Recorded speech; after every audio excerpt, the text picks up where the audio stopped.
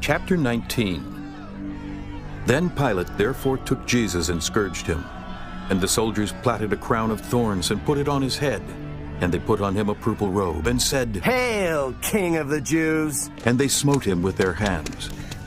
Pilate therefore went forth again, and saith unto them, Behold, I bring him forth to you, that ye may know that I find no fault in him.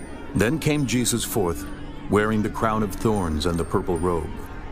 And Pilate saith unto them, Behold the man! When the chief priests therefore and officers saw him, they cried out, saying, Crucify him! Crucify him! Pilate saith unto them, Take ye him and crucify him, for I find no fault in him. The Jews answered him, We have a law, and by our law he ought to die, because he made himself the Son of God.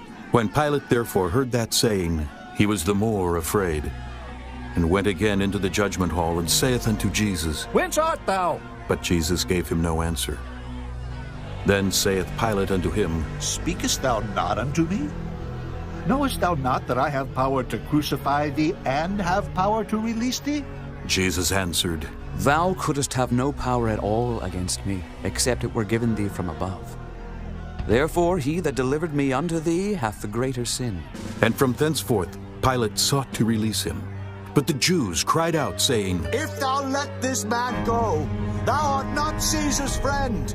Whosoever maketh himself a king speaketh against Caesar. When Pilate therefore heard that saying, he brought Jesus forth, and sat down in the judgment seat in a place that is called the Pavement, but in the Hebrew, Gabbatha.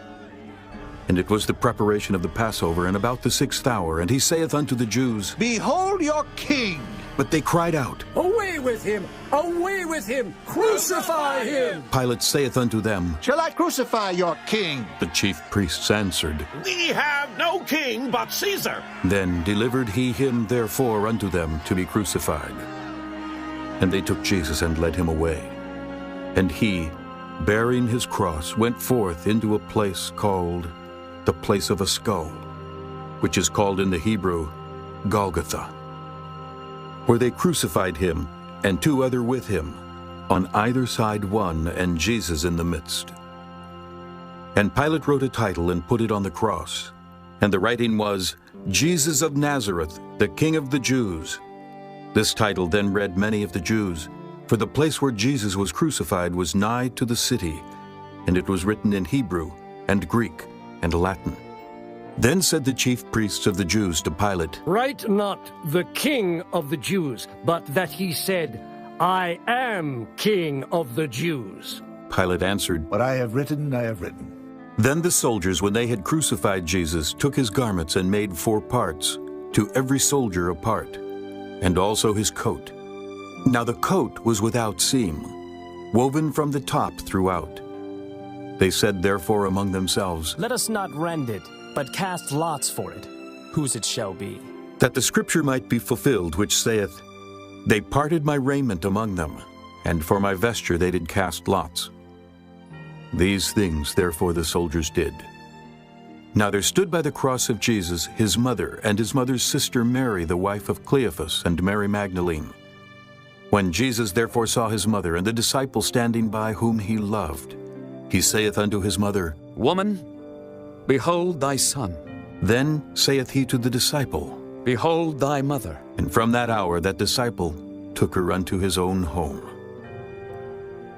After this, Jesus, knowing that all things were now accomplished, that the scripture might be fulfilled, saith, I thirst. Now there was set a vessel full of vinegar, and they filled a sponge with vinegar, and put it upon hyssop, and put it to his mouth. When Jesus therefore had received the vinegar, he said, It is finished. And he bowed his head, and gave up the ghost.